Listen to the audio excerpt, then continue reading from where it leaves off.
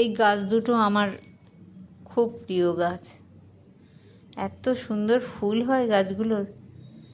গত বছরের রথের বাজার থেকে কিনেছিলাম ছোট্ট ছোট্ট দুটো ডাল। সারা বছর তৈরি করার পরে এখন এত সুন্দর ফুল হয়েছে। এই নিয়ে বহুবার ফুল হলো, একবার কুঁড়ি হয়, একসঙ্গে প্রচুর কুঁড়ি হয়, আবার ফুল ফোটার পরে আবার শুধু পাতা, তারপর আবার কিছুদিন পরে আবার ফুল হয়।